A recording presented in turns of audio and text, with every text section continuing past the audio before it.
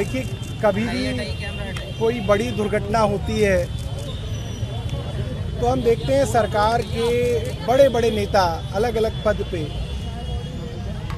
एक बात कहते हैं कि भाई जिन लोगों के परिवार वालों की मृत्यु हो गई उनको हमारी गहरी संवेदनाएं, ईश्वर उनको दुख सहने की शक्ति दे, घायलों को जल्द इलाज हो।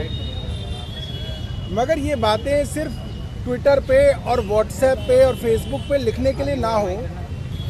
सरकार इसको दिल से सोचे। जब किसी के घर का कोई आदमी मरता है और आप टाइप करके कह देते हैं कि इसको संवेदनाएं भेज दो, तो संवेदना की कोई कीमत नहीं है अगर उसके परिवार वाले की लाश के लिए एक सरकार एम्बुलेंस भी ना दे पाए।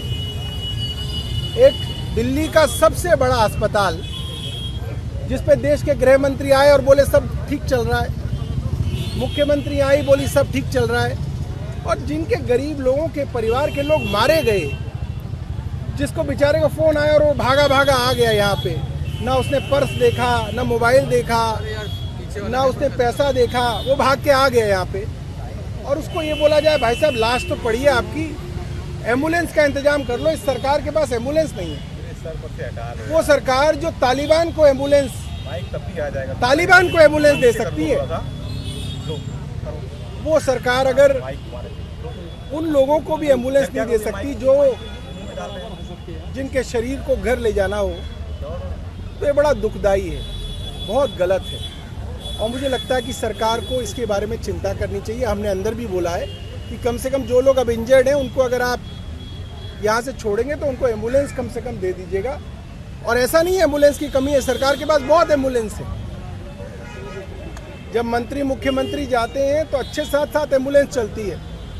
प्रधानमंत्री का कार्यक्रम होता है तो खूब एम्बुलेंस वहाँ पे लगाई जाती हैं। तो एम्बुलेंस की कम से कम एम्बुलेंस जो है, एक मृत शरीर को एम्बुलेंस मिल जाए, ये हमारी सरकार से प्रार्थना है। हम लोग घायलों से मिले, डॉक्टरों से हमने बात की, घायलों का इलाज चल रहा है और ईश्वर से प्रार्थना है कि वो जल्द से जल्द जो है स्वस्थ होके आए। सरकार का मैंने सुना था, सरकार ने कई जगह कहा था कि अगर देश पर आतंकवादी हमला होगा तो उसको एक्ट ऑफ वॉर माना जाएगा, उसको युद्ध माना जाएगा।